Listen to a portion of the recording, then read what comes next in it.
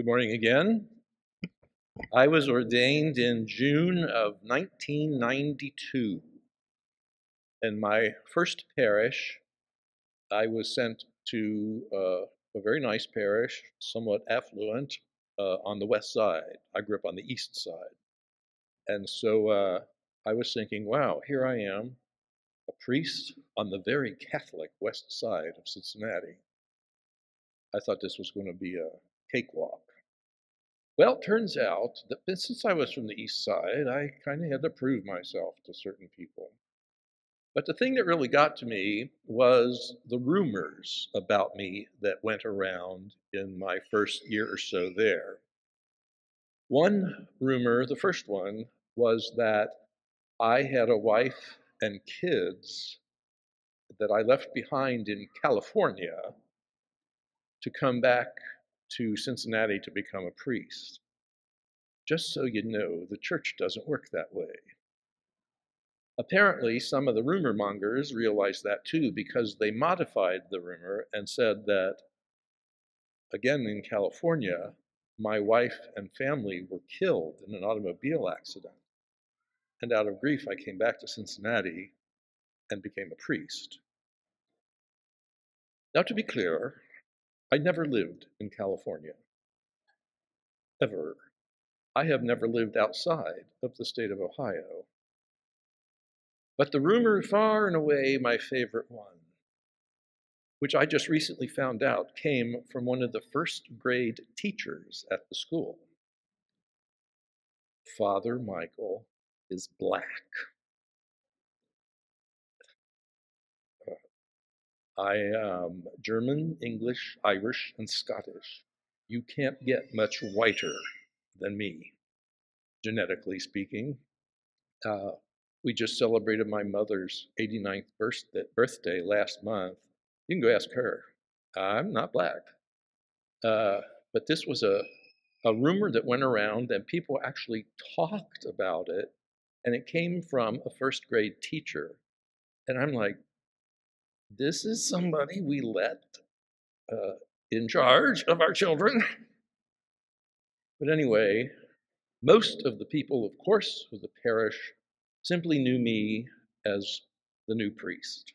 And I learned a lot through that first assignment because of the pastor that I had at the time.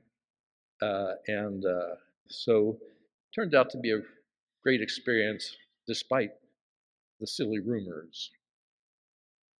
Jesus asks in today's gospel, asks his disciples, who do people say that I am? And he got kind of weird answers. John the Baptist, who was dead. Elijah, who was dead. And still others, one of the prophets, who were all dead. So people were saying untrue things about Jesus. And I always think of my story at my first parish when I hear this gospel, because what were people saying about me? Well, they were saying some weird things, and these are some weird things that people were saying about Jesus. But then he turns to them and he says to them, his best buds, who do you say that I am? And it would be Peter who says, you are the Christ. Now, Christ is an English word, comes from the Greek Christos, which is how the Greeks translated the word Messiah, which means Savior. So Peter knew at that point already, you're the Savior of the world. And then Jesus tells them he's going to suffer and die and all that stuff. And Peter rebuked him, and Jesus turned around and said, get behind me, Satan. You are not thinking as God does, but as human beings do. So Peter said the exact right thing, and then minutes later turned around and said the exact wrong thing and got rebuked by it. But that didn't end Peter's relationship with Christ, even being referred to as the devil. Peter, of course, we all know, would end up being the first bishop of Rome.